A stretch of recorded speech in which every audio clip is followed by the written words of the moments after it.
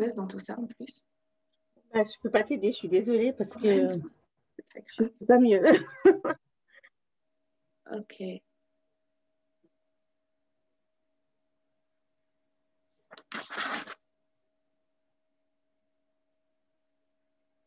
Si, pourtant, il nous disait qu'on y était, hein. Je-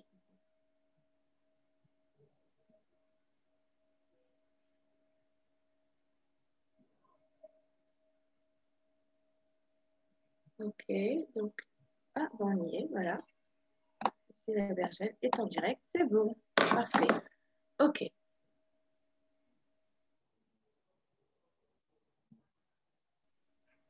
On va partager.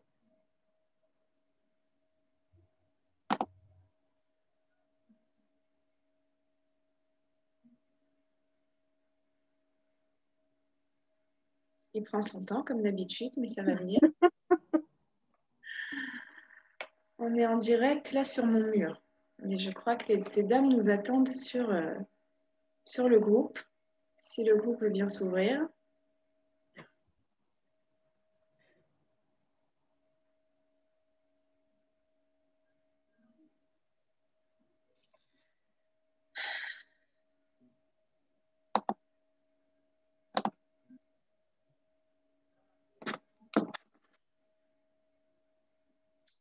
Alors là, sur... ah non. Là, normalement, on est sur ma page, si je ne me trompe pas. Sur mon profil. Ouais. Je vais quand même vérifier, voilà. Là, on est sur mon profil. Donc, je vais le partager à partir d'ici. Voilà. Allez, on partage. Voilà, c'est bon, on y est. On y est. Muriel, on va pouvoir commencer. Désolée pour tout ce contretemps. Je ne sais absolument pas qui est. Voilà, ces dames laisseront des commentaires si jamais. Vu on a changé de format là, voilà, à cause de petits problèmes techniques, ce qui arrive forcément quand on est sur Internet. Mais c'est pas grave. On revient à nos moutons. Muriel, Oui. bonsoir. Oui. Bonsoir. On est enchanté de t'avoir Rebonsoir. ce soir. Rebonsoir pour la troisième fois consécutive. Ok, décidément, on a du mal, mais on va y arriver. Ok. Tu nous as fait déjà, merci beaucoup d'être là. Merci de Avec ta plaisir. patience. Merci, merci à toi. Voilà, et on espère qu'on pourra aider de nombreuses femmes qui nous regardent. Ce soir, on va parler d'hyperactivité, mais pas seulement. Voilà, pour toutes les mamans, les femmes, les épouses qui ont eu la chance de près ou de loin d'être en contact avec des personnes qu'on définit comme hyperactives ou qui ont un trouble du déficit de l'attention, ce qu'on appelle TDAH. Non, ça c'est TDAH, Exact. c'est avec l'hyperactivité. Oui. TDA sans hyperactivité, mais qui a un problème d'attention. En tous les cas, il y a beaucoup de polémiques qui tournent autour du sujet. Ce qui est sûr, c'est que le Mechane Meshutaf, le point commun entre tout le monde, même si on ne partage pas forcément la même façon de voir ou la même façon d'appréhender les choses. En tous les cas, pour tout le monde, c'est difficile. Pour tout le monde, c'est un défi. Et on aimerait bien savoir comment aider notre entourage ou comment s'aider nous-mêmes.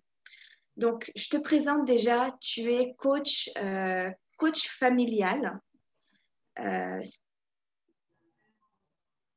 spécialisé, expert dans tout ce qui est justement hyperactivité et troubles du déficit de l'attention. C'est exact? Exact. Ok. Merci de me confirmer. Tu as étudié partie en France, tu as continué tes études ici, enfin tu as approfondi le sujet, on va dire, ici en Israël. Tout à Est-ce fait. que tu peux nous parler très brièvement de ton parcours pour celles qui, voilà, parce qu'on t'a pas Ok. trop entendu sur l'autre. Alors en fait, voilà, donc j'ai étudié le coaching un petit peu sur le tard, on va dire. C'est pas ma première profession, mais c'est pas grave. Et donc j'ai étudié en France, j'ai passé une certification de coaching où j'ai passé pas mal de spécialisations, gestion du stress, enfin bon, pas mal de choses. Et j'ai pratiqué pendant 7 ans en France. Ensuite, je suis arrivée en Israël et j'ai voulu repasser un diplôme israélien, on va dire, de coaching. Donc, je me suis inscrite à l'université Bar-Ilan et donc j'ai fait un diplôme israélien de coaching agrémenté d'une spécialisation en tout ce qui est troubles de l'attention et hyperactivité.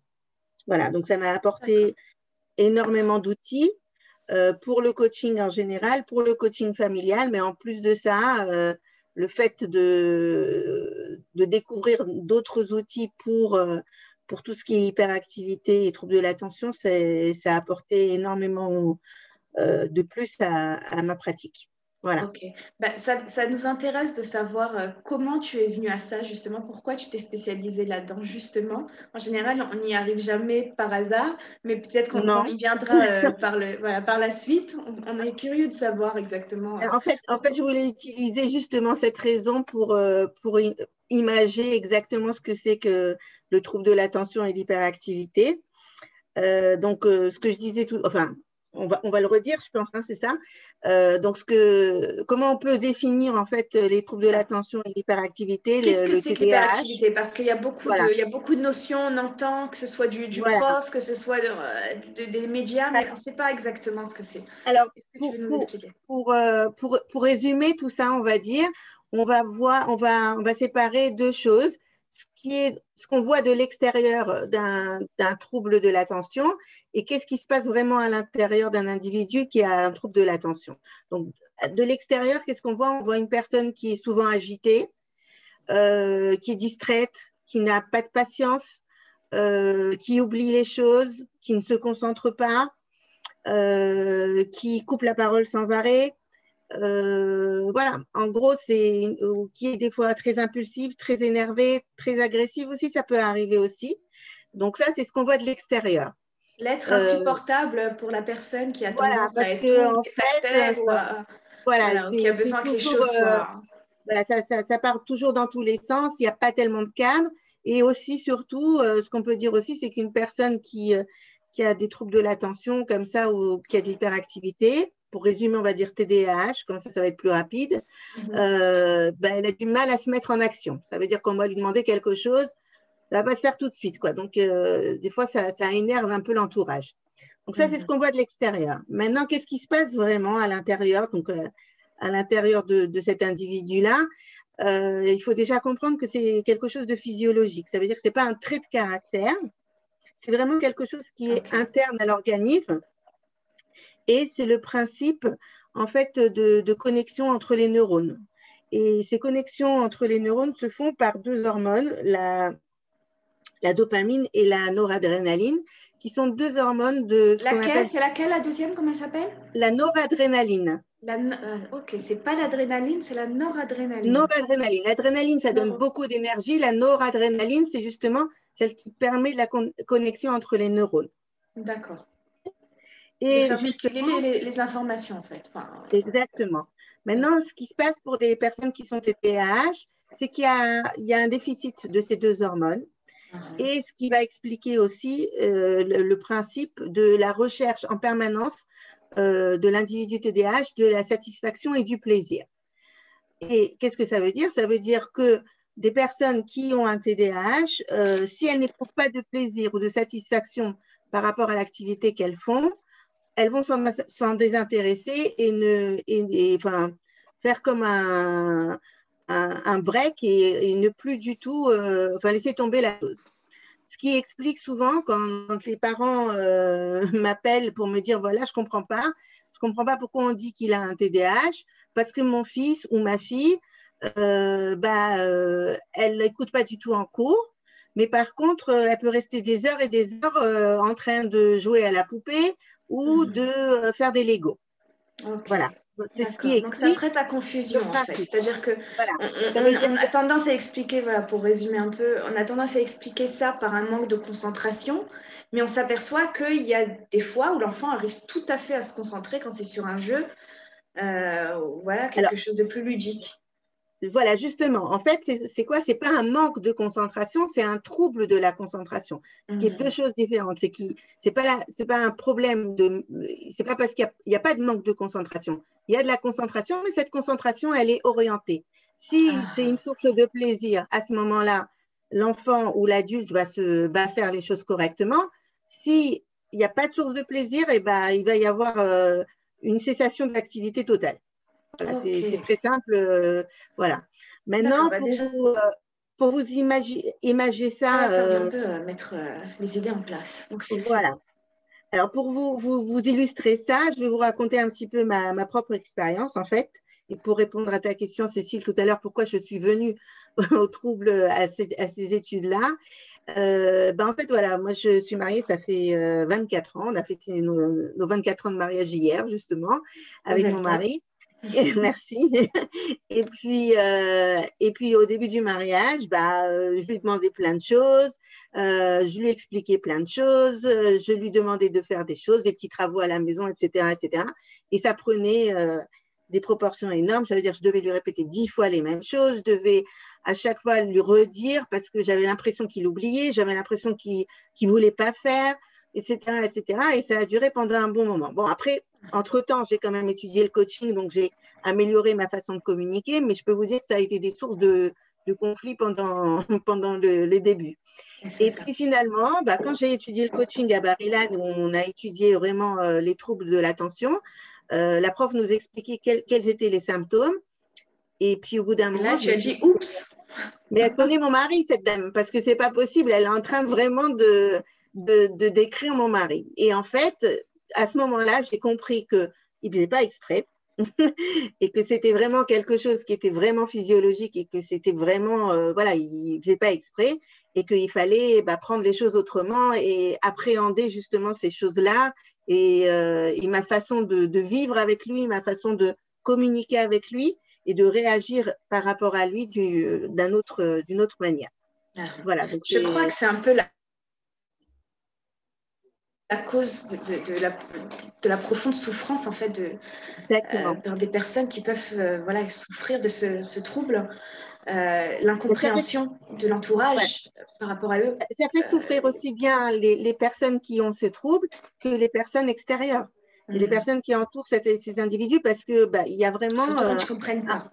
voilà, un manque d'incompréhension totale, quoi. C'est vraiment, on est sur deux longueurs d'onde différentes.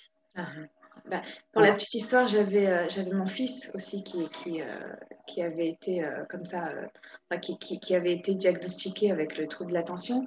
Il pouvait être en peignoir à tourner dans sa chambre pendant 20 minutes sans savoir ce qu'il devait faire. Jusqu'à ce que Exact. j'arrive dans la chambre et je dis, chérie, je crois que tu dois t'habiller. Ah ouais, c'est vrai. Exactement, Et c'est ça. et ça C'est encore, ça. c'était gentil, mais c'est vrai que c'était éprouvant pour la maman Voilà. quand voilà, elle a le sentiment qu'elle ne peut pas compter en fait.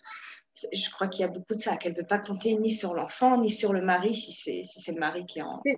C'est très difficile. Honnêtement, c'est très difficile à supporter, entre guillemets, mais voilà, c'est à partir du moment où on comprend qu'est-ce qui se passe, à ce moment-là, on accepte, il y a une acceptation de la part du conjoint ou de la maman ou enfin, des parents.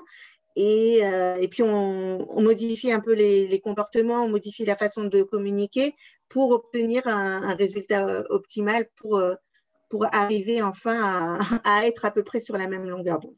Donc, ce n'est pas évident. Et c'est ce en quoi le coaching, justement, Ok. du TDAH aide, justement. Alors justement, je voulais te demander, les personnes qui se présentent à toi à ce niveau-là, donc parce que tu fais beaucoup sur Facebook, sur les réseaux sociaux, on te voit beaucoup, justement en tant que spécialiste de l'hyperactivité et du trouble de l'attention, les personnes qui vont venir à toi, ce sont plus quoi? Ce sont plus des mamans qui veulent aider leurs enfants, ce sont plus des couples qui traversent des épreuves à cause justement à l'origine de ce trouble-là.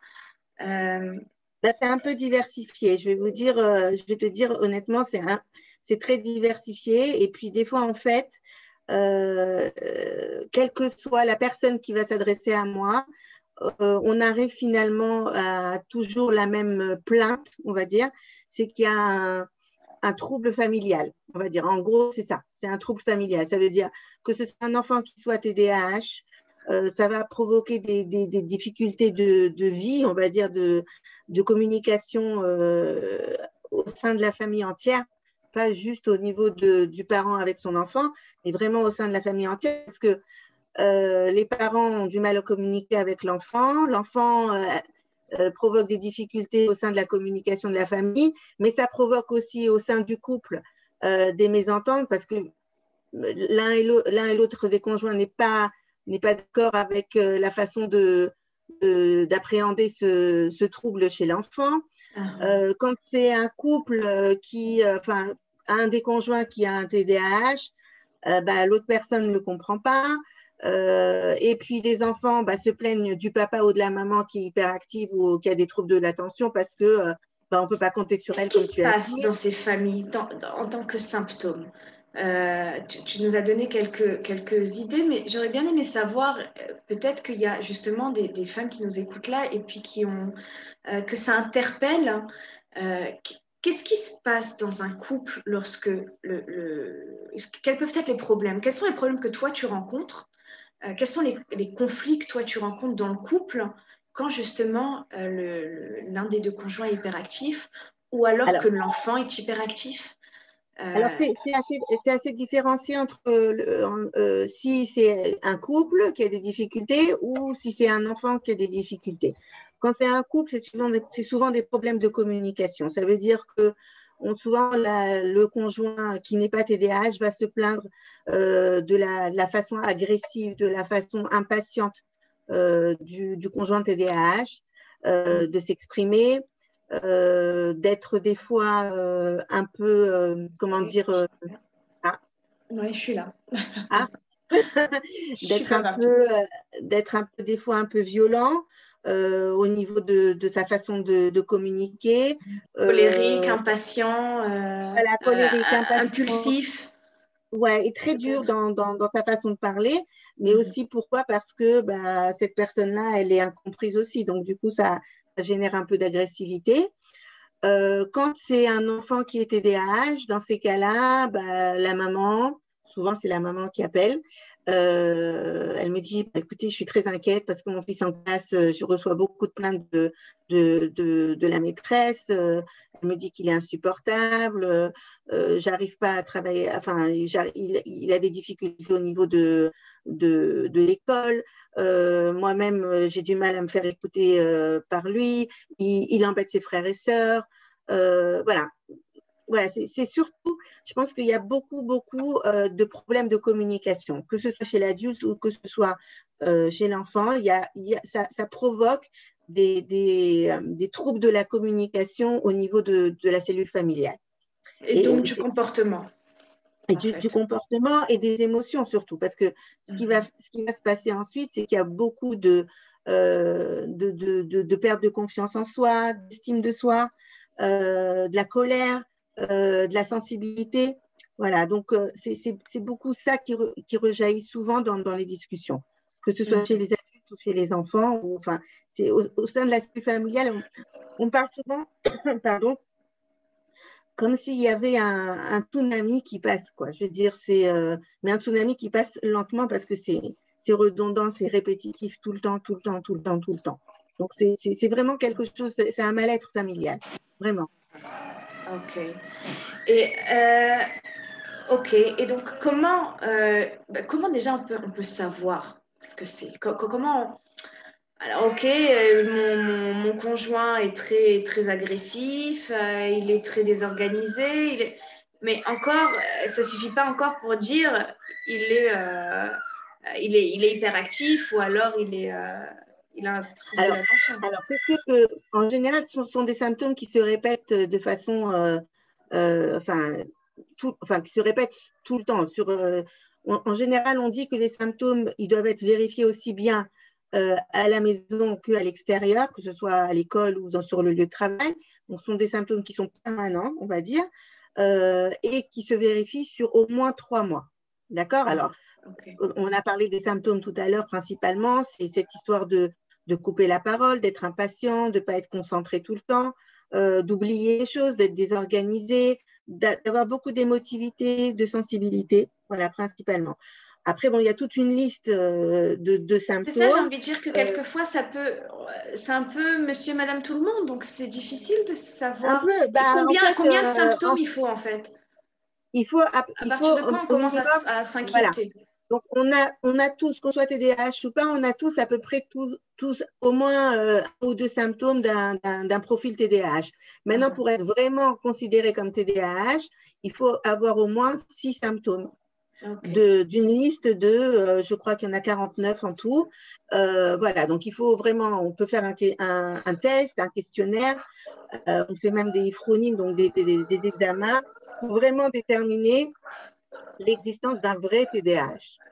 Voilà. Ok. Et alors, et à ce moment-là, à partir du moment où on a un doute, c'est quoi les options qui s'offrent à nous? On doit consulter. Qui on doit Alors oui, consulter? oui, c'est mieux, c'est mieux. C'est mieux de consulter parce que des fois, les symptômes peuvent être extrêmes. Ça veut dire que quand on parle d'impulsivité, ça peut être aussi de la violence. Quand on parle de troubles de l'attention, ça peut être vraiment un décrochage complet au niveau scolaire. Donc, c'est assez difficile. Donc, il faut absolument consulter. Alors, en général, on consulte un psychologue ou un neuropsychologue qui va proposer un test, un IFROUN, ce qu'on appelle un IFROUN psychodidactique, où on fait en fait une photographie des compétences du potentiel émotionnel, éducatif, cognitif de l'enfant ou de la personne adulte pour vraiment cibler quelles sont les difficultés. Parce que le TDAH, c'est aussi un spectre, hein, ça veut dire que c'est tout un ensemble de choses. Dans le spectre TDAH, on inclut le trouble autistique, on inclut aussi les troubles de l'opposition, on inclut aussi l'impulsivité, les troubles de la concentration, l'hyperactivité. Donc, C'est-à-dire qu'on intègre, c'est-à-dire que quelqu'un d'hyperactif peut être défini comme autiste ou qu'est-ce que ça veut dire? Il y a des symptômes qui sont voisins. Il y a des symptômes qui sont voisins et qui peuvent se retrouver aussi bien chez un être qui a un trouble autistique que quelqu'un qui a juste un trouble de l'attention. Voilà. Okay. Donc, c'est une même famille de troubles, on va dire. Voilà. D'accord. D'accord. Okay. C'est pas parce qu'on a un trouble de l'attention qu'on est autiste ou inversement. Hein. Je veux dire, mais les symptômes se retrouvent. Voilà, c'est une famille de symptômes qui se retrouvent dans une famille de troubles. Quoi. Donc, c'est à peu près la même chose. Ok, d'accord. Ok, bah, c'est très clair. Voilà. Ok, alors justement, je crois que je parlais au début de polémiques et de controverses. C'est vrai que on est très partagé. Bon, déjà, entre la France et Israël, c'est pas pareil. Peut-être que si tu as étudié là-bas, ici, tu as dû t'en apercevoir aussi. On a peur. On a peur quand on commence à nous parler un peu d'hyperactivité parce que forcément, ben, on entend des mots comme des médicaments comme Ritaline, comme Concerta, comme différentes familles. Voilà, D'abord, c'est quoi ces médicaments? Qu'est-ce qu'ils font? En quoi ils peuvent aider? Et est-ce qu'ils sont indispensables? Est-ce qu'on peut s'en passer? Quand est-ce qu'on peut s'en passer? Est-ce qu'ils viennent tout régler? Voilà, c'est plein de questions en même temps. Ok, alors en fait, ce qui se passe, c'est qu'il faut comprendre une chose, c'est que dans les troubles de l'attention, dans le TDAH, il y a plusieurs niveaux. Donc, en fonction du niveau et en fonction du mal-être de la personne, on va ou pas prescrire des médicaments. OK? Ça veut dire que je vais donner un exemple. Alors, c'est aussi un exemple qui prête à polémique, mais en même temps, c'est pour un peu expliquer un peu le souci. C'est quand une personne a des problèmes de croissance, quand il a ce qu'on appelle une déficience de l'hormone de croissance, on peut faire appel à des hormones de croissance pour permettre à la personne de grandir. D'accord? Ça se fait à un certain âge, etc. Maintenant, si cette personne n'a pas de trouble de sécrétion de l'hormone de croissance, même si on donne des hormones de croissance, ça ne va pas améliorer le problème. Donc, ça veut dire quoi? Ça veut dire que, de la même façon, s'il y a un déficit de l'hormone de dopamine et de noradrénaline, comme on a dit tout à l'heure, si le déficit est trop important et que ça provoque vraiment un mal-être, comme vraiment un décrochage scolaire ou des troubles impulsifs trop importants ou des choses comme ça, il se peut qu'un médicament soit recommandé à ce moment-là. Maintenant, ce médicament comme la Ritaline et tous les dérivés de la Ritaline doivent être prescrits uniquement par un psychiatre ou un neuropsychiatre. OK? Ou par un neurologue. C'est un peu le gros Ça veut problème dire que, en voilà, Israël, je crois, où tous les morotes et tous les profs se prêtent pour voilà. des… Donc, voilà, en fait, on est tous médecins en Israël et la morale, la raison pour laquelle elle va vouloir dire que l'enfant il a besoin de Ritaline, c'est parce que bon, bah, quand on est à peu près 35 ou 40 par classe, on a envie d'avoir un peu de calme. Donc, on va donner un maximum de Ritaline pour calmer un maximum d'enfants. Bon, mais c'est pas elle la prescriptrice et c'est pas elle qu'il faut écouter. Donc, quand une morale, elle dit à un parent, il faut lui donner de la Ritaline, bah, on lui dit, OK, d'accord, mais d'abord, je vais aller voir un neurologue et on va voir en fait ce qu'il va me dire. D'accord. Mais j'ai envie d'aider et j'ai envie de dire, et si l'enfant n'a pas de problème de physiologie, qu'est-ce que la Ritaline va l'aider à se concentrer? Puisque selon ce que tu dis… Non, parce que c'est comme si vous mettiez c'est comme si tu mettais de l'essence dans une voiture qu'il y en a déjà, quoi. Ça va pas améliorer, ça va pas améliorer la vitesse, quoi. Ça va la faire voler, quoi. C'est comme ça. Okay. Voilà, on peut pas aller plus loin que ce qui est possible. D'accord. Maintenant, encore une fois, ça, c'est des tests qu'on passe aussi. Ça veut dire qu'on fait des tests. On voit, est-ce que la Ritaline, la prise de Ritaline va améliorer les compétences ou non. Et ça, c'est palpable. C'est mesurable. Donc, ça, on peut le faire. Moi, j'ai un enfant qui a des troubles de l'attention.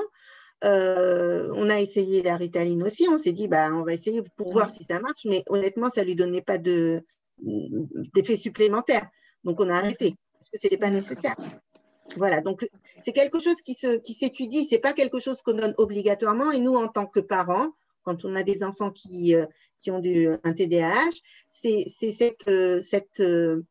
cette précaution qu'on doit prendre. Ça veut dire d'abord faire un IFROUM, déceler diagnostic, un bilan. Diagnostiquer exactement le trouble et ensuite prendre avis avec un neurologue ou un neuropsychiatre, de façon à ce que on voit exactement si la Ritaline, elle est nécessaire ou pas. D'accord.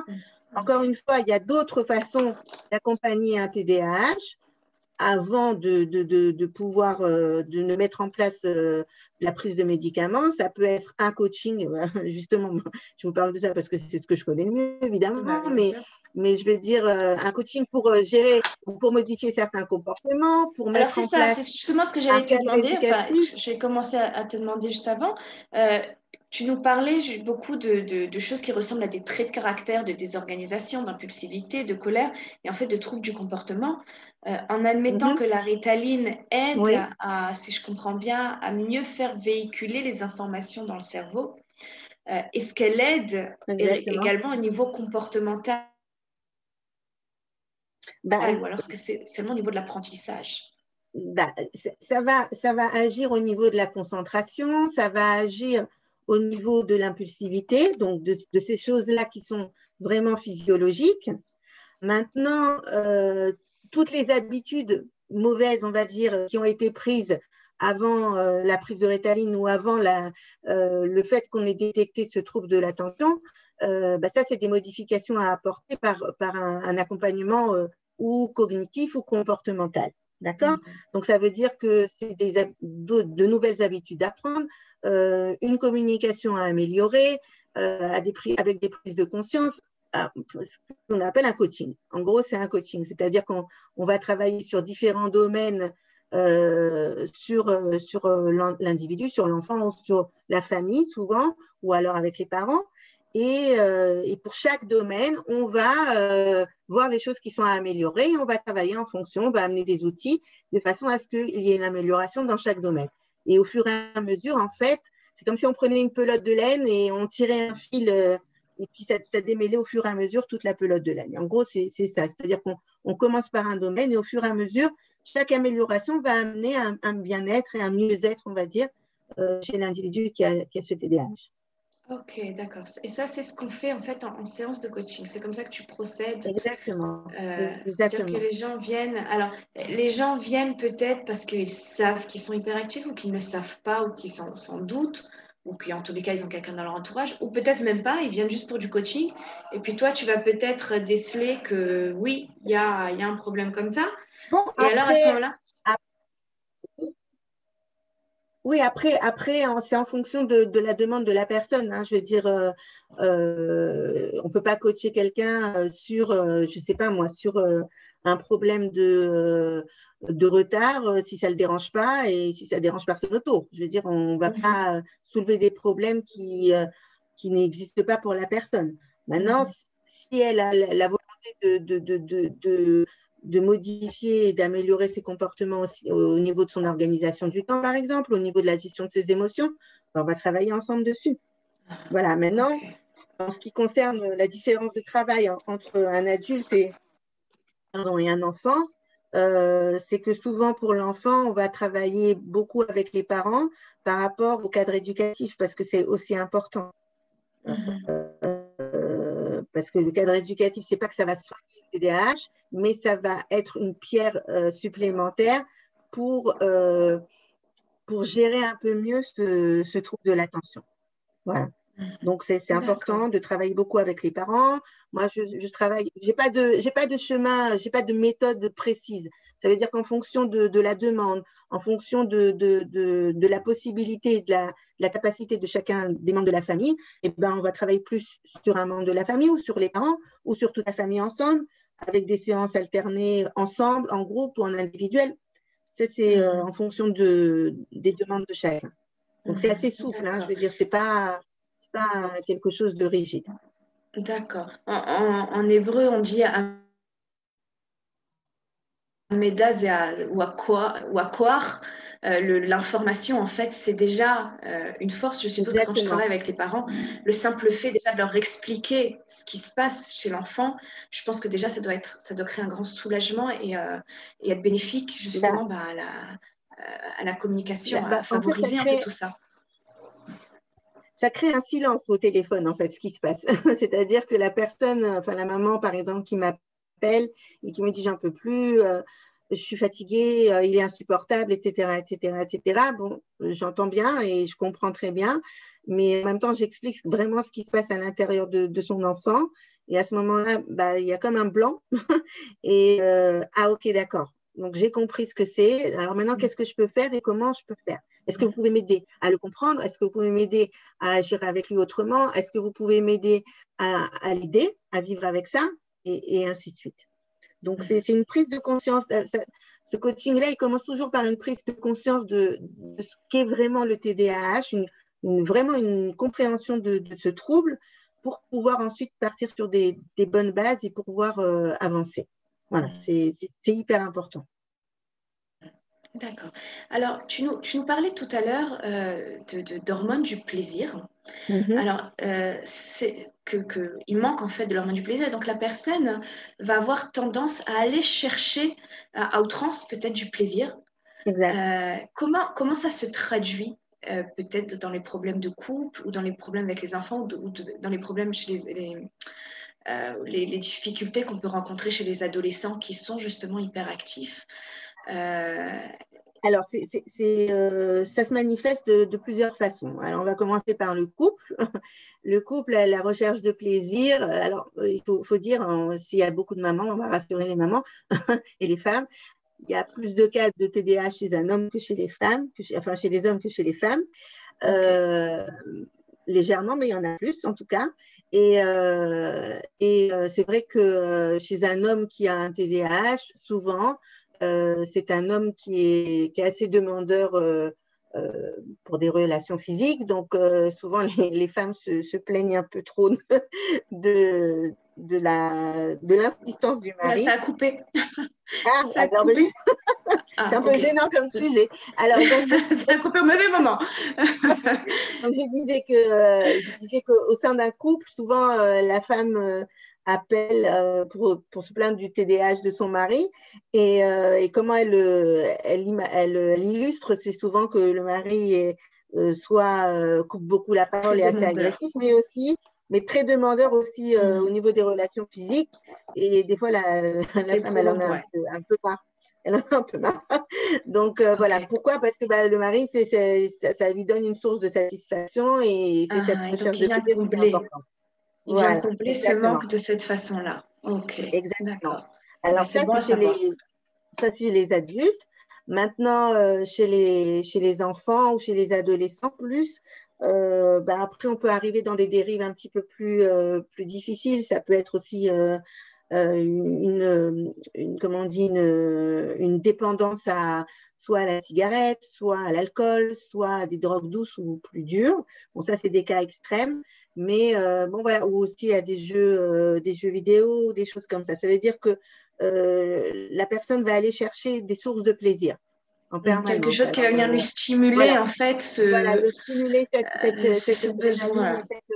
et cette dopamine, ce qui fait que quand il va trouver vraiment une source de plaisir, et il va y aller à fond jusqu'à que ça soit qu'il n'y ait plus de satisfaction et il va aller chercher quelque chose d'autre. Donc souvent, en fait, on dit souvent que les TDAH ou les personnes qui sont dépendantes, elles repoussent les limites parce que à partir du moment où on arrive au summum de la satisfaction, on va chercher encore plus loin un autre degré de satisfaction D'autres supérieure. stimulations.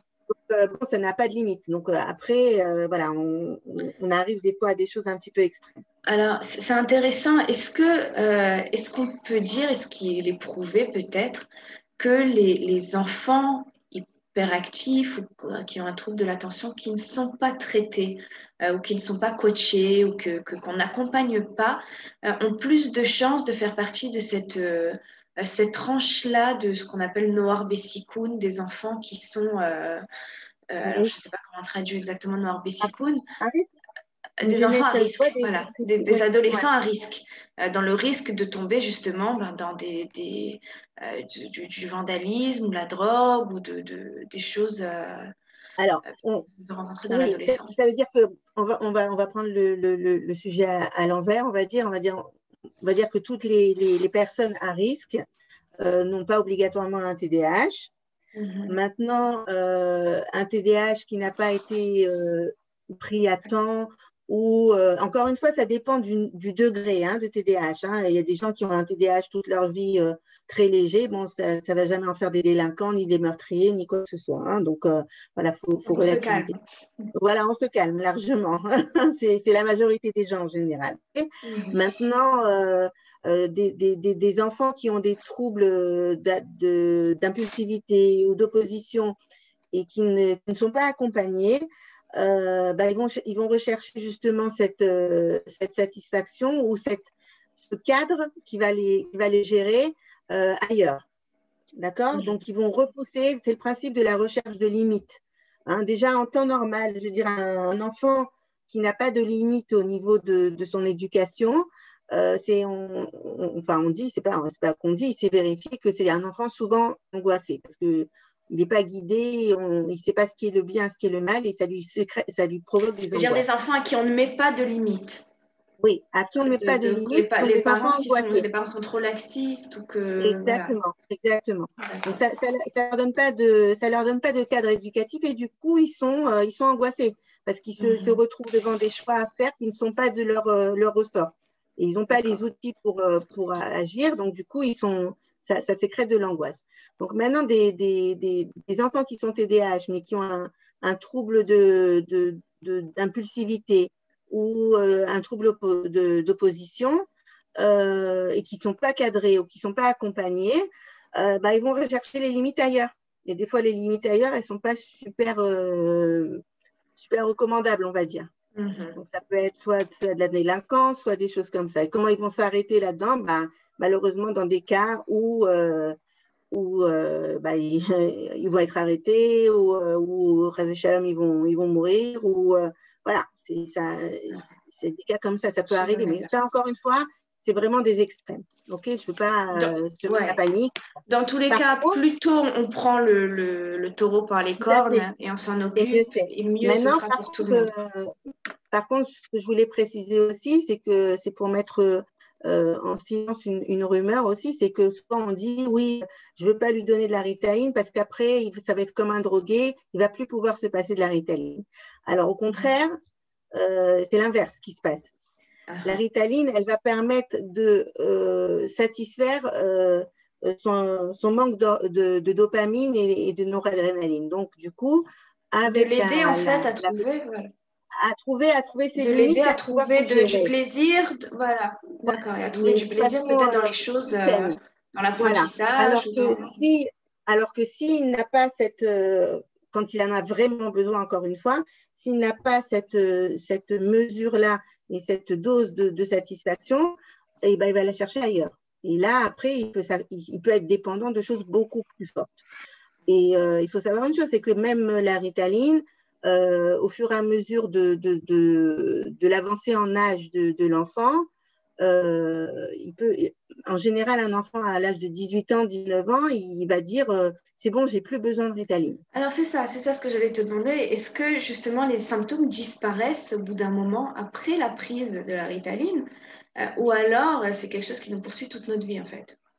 C'est Alors, aussi une crainte le TDAH, le des mamans. TDAH il reste là. Maintenant, que ce soit avec de la Ritaline ou avec un accompagnement en coaching ou autre chose, on va apprendre à vivre avec. Ce qui fait qu'on va mieux gérer les émotions, on va mieux gérer son comportement, on va mieux gérer sa façon de communiquer à partir du moment où on acquiert des outils. Maintenant, ce qui se passe aussi, par exemple, au niveau des études, par exemple, euh, on réintroduit cette notion de plaisir. À l'école, un enfant, il est obligé d'étudier toutes les matières, qu'il les aime ou qu'il les aime pas. Donc, obligatoirement, il va décrocher en histoire géo, par exemple, mais il va être très fort en maths, mais il va décrocher en histoire géo ou inversement, OK? Parce que les maths, ça l'intéresse plus que l'histoire géo. Maintenant, qu'est-ce qui va se passer quand il va grandir et quand il va choisir en fait son domaine d'études? Étant donné que ça lui plaît, ça va lui amener de la satisfaction, donc obligatoirement, il va être plus concentré, donc il va être obligatoirement plus intéressé et il va avoir plus de réussite. Et donc, du coup, ça va amener de la motivation et il peut exceller dans son domaine d'études. Pourquoi? Parce que c'est lui qui a choisi son domaine d'études et qu'il aime ce qu'il fait. Voilà. Donc, c'est pour ça qu'il aura moins besoin de Ritaline ou qu'il n'en aura plus besoin du tout. Voilà. Okay. Wow. Et la maturité du cerveau fait aussi que ça améliore aussi les comportements. Ok, c'est très intéressant. Ça veut dire là, on est vraiment en train de découvrir un monde Radash, un nouveau monde. Oui. Voilà, j'ai envie de dire pour tout justement ces parents qui à juste titre Oui, pensent bien que leur sûr. enfant est pas normal, enfin pas normal, mais j'entends aussi moi souvent voilà, dans mon cabinet, oui, c'est une enfant qui n'a pas de limite, elle est attirée par le mal, elle est attirée par le danger. On dirait presque, on va peut-être presque venir nous dire, elle descend tout droit de Satan ou Shalom, on a l'impression comme Alors, ça que c'est le mal incarné, alors alors qu'en c'est pas le fait, mal incarné, maintenant c'est des pulsions qui sont plus ou j'entends moins ça. gérées. C'est des pulsions qui sont plus ou moins gérées. Et voilà, donc il faut y faire attention. Et c'est ce que je disais, c'est-à-dire, je pense qu'il faut mettre des mots sur les mots. Ça veut dire que quand il y a quelque chose qui se passe et un comportement qu'on juge inquiétant ou même dérangeant pour nous en tant que parents, je veux dire, il faut quand même approfondir pour voir quelle en est la cause. Et c'est important de savoir quelle en est la cause. Ça peut être juste un problème juste d'affection, de manque d'affection ou d'un manque de communication, mais ça peut être aussi d'autres choses. Et c'est important de ne pas négliger l'origine de ces choses-là. D'accord, ok. Bah, écoute, tu nous as bien mis la puce à l'oreille. On sera doublement vigilants. J'espère. Alors, tu nous as parlé aussi de troubles de l'opposition, de ODD. Au Est-ce que début, tu peux nous parler un peu de ce que c'est de ce trouble? Parce que j'ai alors, envie de en dire, fait, bon, qu'un enfant s'oppose, c'est quelque chose qui est relativement normal. ouais, Quand est-ce alors là, mais il qu'on va s'oppose tout comprendre le que c'est temps. un trouble? Là encore, C'est parce qu'il s'oppose tout le temps. c'est ça. Ça veut dire que c'est en permanence des colères, en permanence de l'agressivité, en permanence Ah. une contradiction. Et là, à ce moment-là, c'est plus juste une crise d'adolescence, c'est vraiment des troubles d'opposition. Mais encore une fois, ça aussi, comment on dit, ça se signale par des tests. Voilà, donc c'est important, encore une fois, je veux dire, on peut dire oui, bon, bah, il s'oppose, ok, c'est pas grave, ça va lui passer. Mais si c'est accompagné d'agressivité, si c'est accompagné de colère, et que c'est répétitif, mais de façon extrême, bon, il faut voir ce qui se passe aussi. D'accord, ok. Ok, bah écoute, c'est très intéressant. Moi, c'est vrai que quand j'ai fait mes études en fait de médecine, au niveau de médecine alternative, de thérapie alternative, c'est vrai qu'on nous a enseigné que, alors, il y a beaucoup de gens, beaucoup d'enfants surtout, qui peuvent avoir des déficiences au niveau de leur concentration ou des lacunes d'apprentissage, donc qui peuvent être liées à plein de choses, et que seulement 3% des personnes sont réellement dans Oui, le trouble du déficit de l'attention. Est-ce que tu confirmes ces chiffres-là? oui, tout à fait, tout à fait. En réalité, il y a très peu de personnes qui... Ouais, zut. Alors, Il y a très peu de personnes qui le sont réellement. C'est-à-dire que selon ce que tu dis, en fait, je reviens, excusez-moi, je suis ouais, toujours là. Voilà. En réalité, selon ces chiffres-là, la Ritaline, enfin, ou tout autre médicament, il n'aiderait pas forcément. On peut avoir, on a tout un éventail de choses qui peuvent aider.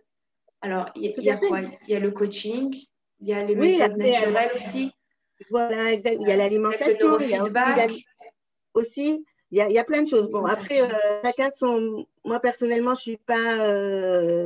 Il y a plein de méthodes pour lesquelles je suis un peu perplexe, mais bon, après, bon, Mhm. Tu ça, poses ça des me questions. regarde. D'accord. Mais après, voilà, Donc, on peut essayer. ouais, il y a plein de choses. Ah bah, toi, tu connais les fleurs de bac, Voilà. ça peut aider à gérer les émotions. Le neurofeedback, bon, moi, je suis un petit peu perplexe là-dessus, mais bon, c'est pas grave. Ça peut aider aussi à la concentration. Mhm. L'alimentation aussi, si on mange trop sucré, ça diminue la concentration aussi. Le coaching, bon, ça va agir sur différents domaines, comportementaux, émotionnels, etc.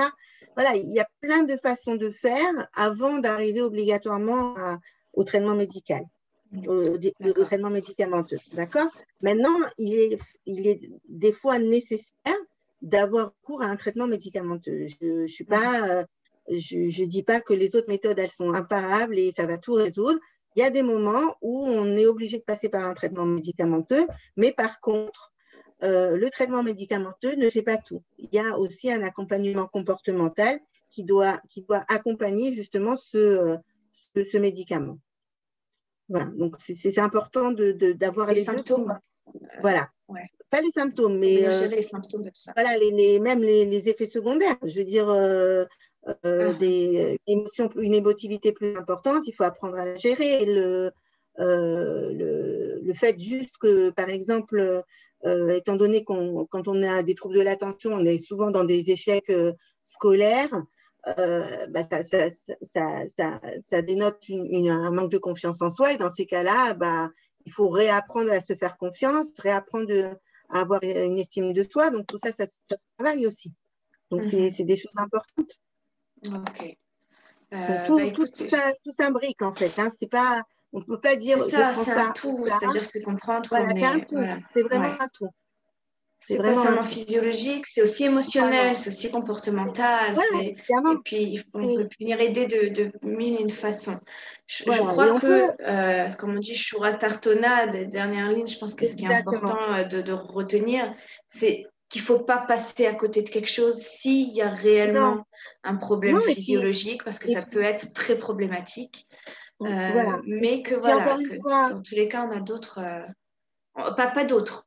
Dans le cas où on ne rentre pas dans on cette a un tranche, éventail, on va dire. Voilà, voilà, on a un on rentre pas dans éventail cette de tranche, on a solutions. beaucoup de moyens d'aider Exact. les enfants ou le Et puis mari. bon, de toute façon, même si on n'est pas TDAH, je veux dire, il faut pas, je dis souvent, faut pas attendre d'aller mal pour aller mieux. Je Ouais, veux dire, on peut très bien avoir juste une chose à améliorer. C'est pas obligatoirement un TDAH, mais le fait d'améliorer cette chose-là, ça peut donner énormément de mieux-être, on va dire. mhm, mhm. Donc c'est important de faire attention à soi D'accord, et de ok. trouver des solutions. Et je voulais juste préciser une chose que j'avais oublié de dire au départ. Pour donner un peu la puce à l'oreille aussi, il faut savoir que c'est un trouble qui est héréditaire. Ça veut dire que si on a un enfant en TDAH, c'est qu'au moins l'un des deux parents l'est aussi. Donc, Ok. c'est souvent ce qu'on entend. Hein. Ou Souvent, les mamans, l'inverse, s'il est ADD, enfin, c'est TDA en français, je crois. S'il a oui, un oui, trouble attention. de l'attention, alors ça peut être un parent qui n'a pas peut-être pas seulement le trouble de l'attention, mais qui peut être hyperactif, ou l'inverse, en fait. Exactement. Ça veut dire que, voilà, C'est qu'il y a une déficience au niveau de des ça se hormones transmet. Voilà. Ça veut dire que souvent, moi, enfin, c'est souvent neurotransmetteurs. ce que je fais dire finalement aux parents, c'est, ah oui, c'est vrai, moi aussi, j'ai tendance à être un petit peu comme ça. Moi aussi, j'ai tendance à être un peu comme ça. Et les parents, les grands-parents, ah oui, aussi, ah, mon frère aussi. On trouve toujours un peu dans la famille ce trouble-là. Ça veut dire que de toute façon, comme on dit, la pomme ne tombe Ne pas tombe loin pas du loin de pommier, l'arbre. je crois. Je ne sais pas comment on Ne dit, tombe pas loin mais de bon. l'arbre, ouais. Voilà, ne tombe pas loin de l'arbre. Voilà, D'accord. exactement. Voilà, donc, n'en voulez pas avec vos enfants parce Ah ben, qu'ils sont non, ben, insupportables, c'est peut-être de votre faute. exactement, Vous êtes peut-être les premiers coupables. Voilà, ça me remet exactement. Et de alors, mettre les choses en justement, place. c'est important de dire, voilà, il n'y a pas de culpabilité à avoir en tant que parent, ni en tant que conjoint, ni quoi que ce soit. C'est juste à partir du moment où on est conscient de ce trouble, ni les parents, ni le conjoint, c'est pas la peine de se dire ah, c'est de ma faute ou oh, j'aurais dû faire plus attention, etc. C'est comme ça. Hein. Le principal, c'est de savoir que ça existe et comment on peut y remédier et comment on peut vivre avec. Voilà, le principal, c'est ça, c'est d'avancer. C'est pas de se culpabiliser, ça sert à rien, mais c'est surtout d'avancer et de trouver des solutions. C'est ça qui est le plus important. D'accord, ok. Bah écoute, c'est super intéressant. C'est super important aussi. J'ai envie de dire que bah, il faut qu'on sache hein, ce qui se passe et pourquoi. Et c'est vrai que au jour d'aujourd'hui, c'est un phénomène qui est beaucoup plus répandu et quand même connu qu'il y a quelques années. Moi, je me Tout à fait. souviens que voilà, j'avais en classe des enfants qui clairement aujourd'hui, je pense qu'ils souffraient de déficit d'attention, d'hyperactivité. Ah Et oui, tout ils à fait. étaient, enfin, les pauvres, quoi, ils étaient montrés du doigt, ils étaient mal acceptés, alors qu'au final, on aurait pu les aider, voilà, si on les avait mieux compris. À partir de, voilà, c'est ce Exactement. qu'on disait à Médaz et à Coar, quoi. L'information, déjà, c'est déjà Bien sûr, énorme de bien sûr. savoir. Tout à fait. D'accord. Ben, écoute, merci beaucoup Muriel. Avec Je ne sais plaisir. pas du coup s'il y a des questions, puisqu'on n'est pas sur notre truc habituel là. Je ne vois pas qu'il y a des questions. Euh, Alors, en tout cas, je moi veux si je peux juste me ouvrir le... permettre, Oui, vas-y, je si je peux t'écoute. me permettre, Cécile, voilà, je reste à la disposition de toutes les personnes qui ont assisté à cette belle rencontre. En tout cas, moi, ça Qui m'a fait très assisteront, plaisir. puisque de toutes les façons, ça va Ah rester oui, sur le groupe. voilà. Euh, Et bah, je les invite à m'appeler, même si c'est pour un conseil, même pour quoi que ce soit, il n'y a pas de problème. C'est avec ok. plaisir que Alors, tu veux peut-être je donner ton répondrai à numéro de comment. téléphone, puisque là, je ne peux pas le mettre, mais... Voilà. Ok, alors c'est le euh, 058 779 26 14. Voilà, si vous avez des doutes, si vous avez des certitudes, si vous en pouvez plus ou si vous n'êtes même pas encore arrivé à ce stade, mais que vous voulez partir du banquier avec vos enfants, votre mari, et que, voilà, que vous sentez qu'il y a de l'hyperactivité dans l'air ou en tous les cas, quelque chose qui ne vous paraît pas forcément très, je ne veux pas dire très Gênant. normal parce que ce pas des gens qui sont Ne normaux serait-ce du que tout, mais gênant. voilà, C'est juste qui gênant. sortent un peu de la Ça norme. empêche une vraie harmonie. Voilà. Bah, c'est important d'y remédier. Eh ben, vous avez la possibilité de joindre Muriel au téléphone, Muriel Derry son Messenger, sur sa page. Voilà. J'ai Et une puis page voilà, Facebook aussi là-dessus. sur la page Facebook. Voilà, j'ai moi-même eu affaire, donc pas pour moi, mais pour un de mes enfants. Et c'est vrai que Muriel m'a énormément aidée. Donc je recommande très chaudement. Voilà. Merci. Merci beaucoup. Muriel, merci beaucoup de ta participation. Merci à toi Euh, de bonne, m'avoir accueilli et vraiment, j'étais très contente de passer ce petit moment avec toi et avec moi toutes les aussi. mamans, toutes les personnes que je ne connais pas. Voilà, Si Dieu veut, j'espère qu'il y en aura d'autres. Voilà. En tous les cas, avec plaisir. bonne continuation. C'est Merci, très important ce que tu fais. merci. Et voilà, que tu puisses aider encore beaucoup, beaucoup, beaucoup de personnes. Avec plaisir, avec Voilà. plaisir. Merci Et prenez beaucoup. soin de vous. Merci. À Au revoir. bientôt et à la semaine prochaine pour une nouvelle interview. Au revoir. Au revoir.